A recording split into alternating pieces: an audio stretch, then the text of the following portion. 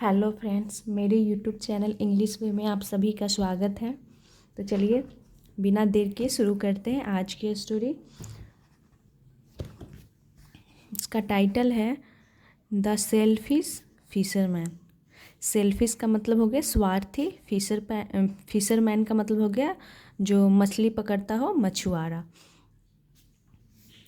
One morning, एक सुबह, a fisherman named Ravi.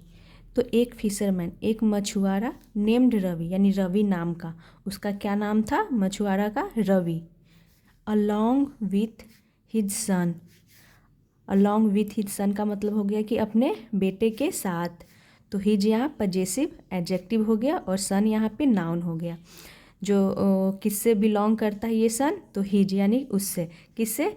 तो रवि से। रवि का बेटा था वो, तो वो कहाँ गया? अलॉन्ग विथ हिज सन, अपने बेटे के साथ।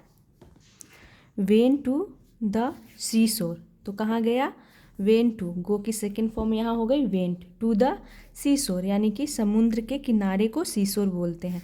और टू यहाँ पे प्रीपोजिशन हो गया जो डायरेक्शन को दिखा रहा है कि वो कहाँ गया, तो सी शोर यानी समुद्र के किनारे। टू कैच यानी पकड़ने के लिए, फिशेस यानी मछलियों को। तो टू यहाँ इन्फिनिटिव हो गया, कैच यानी पकड़ने के लिए, जो कि पर्पस को दिखाता है। टू के साथ वर्ब की फर्स्ट फॉर्म, यानी ये हमारा इन्फिनिटिव हो गया जो पर्पस को दिखाता है कि वो किस लिए गए सीशोर, तो मछली पकड़ने के लिए। टू कैच यानी पकड़ने के लिए, उनका पर्पस क्या था? मछली पकड़ना। फिशेस यानी मछलियों को पकड़ना। He threw his net into the water. He threw, उसने फेंका। तो यहाँ पे ही प्रोनाउन हो गया जो कि फिशरमैन के लिए यूज किया गया है। और यहाँ पे थ्रो की सेकेंड फॉर्म हो गई थ्रू, उसने फेंका। हिज नेट, अपना जाल। इनटू द वाटर यानी कि पानी में, और इनटू यहाँ प्रीपोजिशन हो गया। कोई चीज़ किसी चीज़ के अंदर जाता है तो इनटू प्रीपोजिशन का यूज करते हैं। इनटू का और भी यूज होते हैं, बट यहाँ पे एक उसका इनटू का एक यूज है कि इस सेंस में हम इनटू का यूज करते हैं। आफ्टर एन आवर, इसका मतलब हो गया कि 1 घंटे के बाद। When he tried to pull it. When यानी जब, ही ट्राइड उसने कोशिश की, सेकेंड फॉर्म के रूप में, यानी फिशरमैन ने जब कोशिश की। टू पुल यानी खींचने की। इट, तो इट यहाँ प्रोनाउन हो गया जो कि नेट के लिए यूज किया गया है। जब उसने कोशिश की टू पुल इट, इसे खींचने की। पुल मतलब होता है खींचना। It didn't move a bit. तो यहाँ पे इट हो गया नेट के लिए, यहाँ पे डिड नॉट का कॉन्ट्रैक्शन हो गया। डिडंट भी बोल सकते हैं या फिर उससे भी शॉर्ट आप डिंट का भी यूज कर सकते हैं। स्पोकन में ज़्यादा डिंट ही लोग बोलते हैं। It didn't move a bit यानी कि वो थोड़ा सा भी नहीं मूव हुआ, यानी वो थोड़ा सा भी नहीं हिला। तो ये पास्ट इंडिफिनिट की नेगेटिव सेंटेंस हो गई जिसमें डिड नॉट के साथ हम वर्ब की फर्स्ट फॉर्म का यूज करते हैं। It didn't move a bit, वो यानी वो जरा सा भी नहीं हिला। जो नेट था उसने खींचा तो वो नेट जरा सा भी नहीं हिला। रवि एक्सक्लेम्ड आहा a large fish must be trapped in it. तो रवि ने एक्सक्लेम्ड का मतलब होगा कि रवि ने कहा। तो एक्सक्लेम्ड ये दिखाता है कि उसने किस तरीके से कहा, यानी उत्साह से, जोर से उसने बोला। ये यहाँ पे एक्सक्लेम्ड दिखाता है। तो उसने कहा आहा अ लार्ज फिश, एक बड़ी मछली। मस्ट बी ट्रैप्ड यानी कि जरूर, मस्ट का मतलब हो गया जरूर, बी ट्रैप्ड यहाँ थर्ड फॉर्म में है कि जरूर पकड़ी गई होगी। इन इट यानी इसमें, यानी नेट में। तो उसने बोला कि आहा जरूर कोई बड़ी मछली नेट में पकड़ी गई होगी। तो यहाँ पे पैसिव के रूप में मस्ट बी के साथ वर्ब की थर्ड फॉर्म। तो यहाँ तक हो गया, उसे लगा कि कोई बड़ी सी मछली नेट में पकड़ी गई है। Ravi then told his son. Ravi तब टोल्ड यानी कहा, हिज सन यानी अपने बेटे से कहा।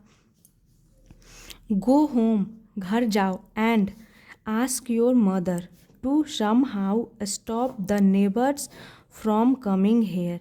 तो उसने क्या कहा? रवि ने तब अपने बेटे से कहा गो होम, घर जाओ, और आस्क योर मदर। तो यहाँ पे आस्क का मतलब पूछने से नहीं है। आस्क का मतलब हो गया यहाँ पर कि घर जाओ और अपनी माँ से कहो।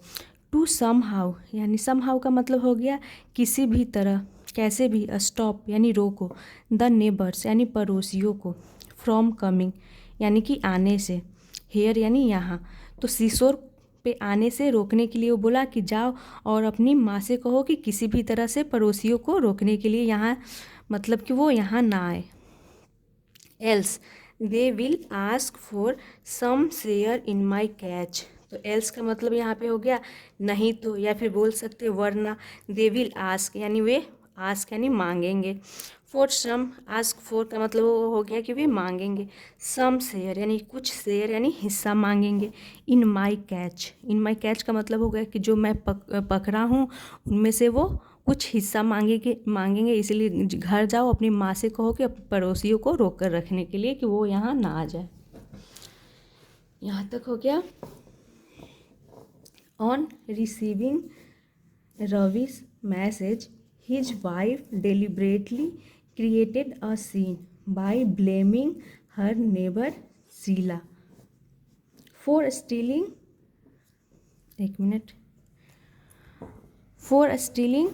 her gold chain। यहाँ पर से देखते हैं ऑन रिसीविंग रवि's मैसेज यानी कि जो रवि का संदेश था उसे पाने के बाद, यानी कि जो रवि का संदेश था उसे प्राप्त करने के बाद, सुनने के बाद, हिज वाइफ यानी उसकी पत्नी, डेलिब्रेटली, तो डेलिब्रेटली का मतलब हो गया कि जानबूझकर, क्रिएटेड अ सीन यानी जानबूझकर उसने क्या किया, उसने हंगामा खड़ा किया। क्रिएटेड अ सीन का मतलब हो गया कि हंगामा खड़ा किया, और सेकेंड फॉर्म के रूप में तो उसने एक हंगामा खड़ा किया यानी तमाशा खड़ा किया। बाय ब्लेमिंग हर नेबर यानी कि बाय ब्लेमिंग यानी कि इल्ज़ाम लगाकर, हर नेबर अपनी पड़ोसी पर इल्ज़ाम लगा करके उसने एक हंगामा खड़ा किया। शीला तो कि हर नेबर उसकी पड़ोसी कौन थी, यहाँ कॉमा लगा के बताया गया है शीला। फॉर स्टीलिंग यानी कि चुराने के लिए। हर गोल्ड चेन यानी कि उसकी सोने की चेन चुराने के लिए उसने उस पर ब्लेम किया, अपने पड़ोसी शीला पे। जैसा कि उसका पति बोला था कि रोक करके रखने के लिए, तो उसने जानबूझ करके अपनी पड़ोसी शीला पे इल्ज़ाम लगाया कि उसने उसका सोने का चेन चुराई है। शीला फॉर्मली डिनाइड द, इसे पढ़ेंगे एक्यूजेशन। शीला ने फॉर्मली, तो फॉर्मली में यहाँ पे आर साइलेंट होता है, और इसे पढ़ेंगे फॉर्मली यानी शीला ने दृढ़ता से, डिनाइड यानी डिनाइड का मतलब होगा कि इनकार कर दिया, या फिर ऐसे भी बोल सकते हैं कि शीला ने सिरे से नकार दिया द एक्यूजेशन यानी कि उस इल्ज़ाम को। तो इसका मतलब हो गया आरोप, एक्यूजेशन मतलब आरोप या फिर इल्ज़ाम, उस इल्ज़ाम को उसने सिरे से नकार दिया। सून यानी जल्द, क्राउड गैदर्ड अराउंड यानी जल्द ही, क्राउड यानी भीड़, गैदर्ड यानी इकट्ठा हो गई, अराउंड का मतलब हो गया चारों ओर, आसपास में भीड़ इकट्ठा हो गई वहाँ पर जब उसने तमाशा खड़ा कर दिया। यहाँ तक हो गया, बस इतना ही है। To reach a conclusion, Sheila's house was thoroughly searched but nothing was recovered। To reach यानी पहुंचने के लिए, a conclusion का मतलब हो गया निष्कर्ष, क्या बोलते हैं इसे बोलते हैं निष्कर्ष पहुंचने के लिए। टू रीच अ कंक्लूजन यानी कि निष्कर्ष तक पहुंचने के लिए।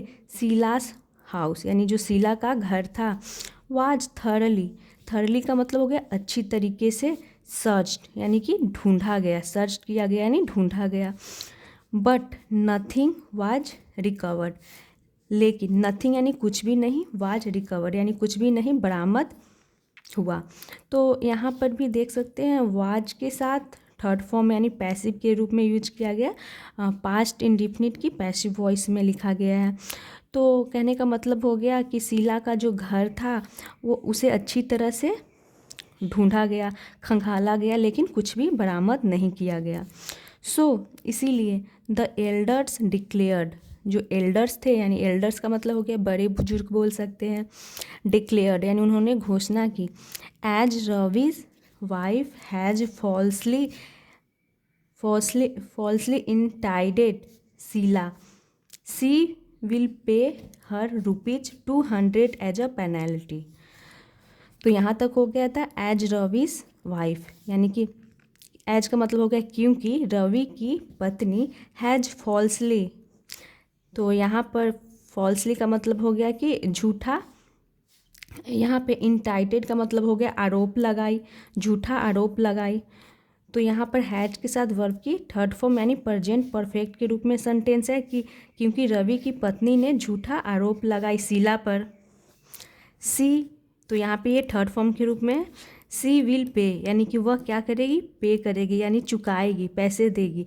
तो सी किसके लिए यूज किया गया है, शीला के लिए, सॉरी शीला के लिए नहीं, जो फिशरमैन था उसकी पत्नी के लिए यूज किया गया है कि वो क्या करेगी, क्योंकि वही तो सीन क्रिएट की थी। तो सी विल पे यानी कि वे पैसे देगी, चुकाएगी, हर यानी उसे, किसे, तो यहाँ पे हर शीला के लिए यूज किया गया है कि उसे तो शीला को ही पैसे देना था।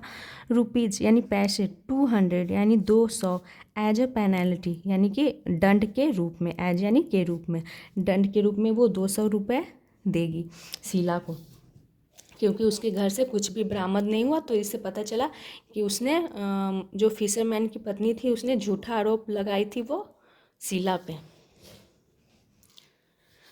मीनवाइल, तो मीनवाइल का मतलब हुआ इस बीच, Ravi went under water to see what held his net. तो इस बीच रवि वेंट, रवि गया, अंडर वाटर यानी पानी के नीचे वो गया, टू सी देखने के लिए, what held his net, what का यानी मतलब हो गया क्या, हेल्ड, होल्ड की सेकेंड फॉर्म हो गई हेल्ड, हिज नेट यानी उसका नेट क्या पकड़ा है ये देखने के लिए, टू सी यानी देखने के लिए वो पानी में उतरा। His expectations suffered a huge setback on finding a huge stone stuck in it। तो इसे देखेंगे तोड़ तोड़ कर। हिज एक्सपेक्टेशंस यानी उसका मतलब हो गया कि उसकी उम्मीदें, सफर्ड, तो सफर्ड का मतलब हो गया यहाँ पे हिज एक्सपेक्टेशन यानी उसकी उम्मीदें, सफर्ड यानी सफर्ड का मतलब हो गया भुगतना पड़ा। A huge setback, a huge का मतलब हो गया कि एक बड़ा, बड़ा, सेटबैक का मतलब हो गया झटका, एक बड़ा झटका। ऑन फाइंडिंग, ऑन फाइंडिंग का मतलब हो गया पा करके, अ ह्यूज स्टोन एक बड़ा सा पत्थर, स्टक यानी फंसा हुआ, इन इट यानी उसमें, नेट में, इट यहाँ पे नेट की बात हो रही है। तो कहने का मतलब ये हुआ कि उसकी उम्मीदों को क्या लगा, एक बड़ा झटका लगा। तो सेटबैक का मतलब होता है झटका, उसे मतलब उसकी उम्मीदों को बहुत बड़ा झटका लगा जब उसने पाया कि उसका जो नेट में था एक बड़ा सा स्टोन फंसा हुआ था। तो चूँकि वो समझ रहा था कि बड़ी मछली पकड़ा गया है, लेकिन जब उसने देखा, पानी में उतरा, देखा तो एक बड़ा सा पत्थर था फंसा हुआ, तो जिसकी वजह से उसे एक बड़ा सा झटका लगता है। अल्सो, तो अल्सो का मतलब हो गया इसके अलावा। Wild releasing the stone his net was badly torn. While releasing यानी कि निकालने के दौरान, वाइल का मतलब हो गया निकालने के दौरान, द स्टोन यानी उस पत्थर को निकालने के दौरान, हिज नेट उसका जो नेट था यानी जाल था मछली पकड़ने वाला, वाज बैडली, बैडली का मतलब हो गया बुरी तरीके से, टॉर्न यानी कि फट गया। तो जब वो निकाल रहा था अपने नेट से तो उसका जो नेट भी था पूरी तरीके से फट जाता है। Adding to his grief, adding to his grief when Ravi learned about the penalty. तो एडिंग टू हिज ग्रीफ, तो ग्रीफ का मतलब होता है शोक, हिज ग्रीफ यानी उसका शोक क्या हो गया, और भी बढ़ गया यानी ऐड हो गया। उसका जो शोक था, तो पहले से उसका नेट तो फट गया था, उसका और भी बढ़ गया, ऐड हो गया यानी बढ़ गया उसका शोक, यानी ग्रीफ उसका बढ़ गया। वेन कब बढ़ गया, तो यहाँ बताया गया है वेन यानी कि जब रवि लर्नड यानी रवि को पता चला। तो लर्न का मतलब होता है कुछ चीज़ याद करना के लिए भी लर्न का यूज करते हैं, लेकिन यहाँ पे लर्न के लिए किस सेंस में यूज किया गया है, क्योंकि उसे पता चला, पता चलने के लिए। तो यहाँ सेकंड फॉर्म के रूप में यूज किया गया है रवि लर्नड, रवि को पता चला, अबाउट यानी के बारे में, द पेनल्टी यानी कि उस दंड के बारे में। तो रवि का तो पहले ही दुख था कि उसका नेट फट गया था, वो तो सोच रहा था कि बड़ी मछली पकड़ाया, बट क्या हुआ कि उसका वो बड़ा सा पत्थर था, ऊपर से उसका नेट भी फट गया, लेकिन उसका दर्द दुख था जो ग्रीफ का मतलब शोक, दुख बोल सकते हैं, और भी ज़्यादा बढ़ गया जब उसे पता चला कि उस पेनल्टी के बारे में। ही मर्मर्ड ग्लूमली, तो ही यहाँ पे आर साइलेंट होता है तो इसे पढ़ते हैं मर्मर्ड। ही मर्मर्ड, मर्मर्ड का मतलब हो गया कि वह बुदबुदाया, ग्लूमली तो ग्लूमली का मतलब हो गया उदास होकर के। I gained nothing by being self concerned. I gained, I का मतलब हो गया मैं, गेंड यहाँ गेंड का मतलब यहाँ हो गया कि हासिल किया, मैंने हासिल किया। नथिंग यानी कुछ भी नहीं, मैंने कुछ भी नहीं हासिल किया। बाई बीइंग यानी हो करके। सेल्फ कंसर्न यानी सेल्फ कंसर्न का मतलब हो गया आत्म चिंतन, यानी उसका कहने का मतलब हुआ कि मैंने कुछ भी हासिल नहीं किया आत्मचिंतन करके। तो सेल्फ कंसर्न का मतलब हो गया आत्मचिंतन, या फिर इससे बोल सकते हैं सिर्फ अपने बारे में सोच करके उसने कुछ भी हासिल नहीं किया। तो वो तो सोच अपने बारे में ही सोचा, स्वार्थी बन गया था कि पड़ोसियों को आने के लिए रोक कर रखने के लिए उसने अपनी पत्नी को कहा, तो वो स्वार्थी ही बन गया था। आत्मचिंतन जिसे बोलते हैं, सिर्फ अपने बारे में उसने सोचा। तो ऊपर से क्या हुआ कि उसे तो मछली भी हाथ नहीं लगी, ऊपर से नेट भी फट गया, और उधर 200 रुपये का पेनल्टी भी उसे भरना पड़ा। तो ये थी फिशरमैन की स्टोरी। तो ऐसे ही वीडियोस देखने के लिए मेरे चैनल को सब्सक्राइब करें, और वीडियो आपको अच्छी लगी हो तो लाइक करें। Thanks for watching.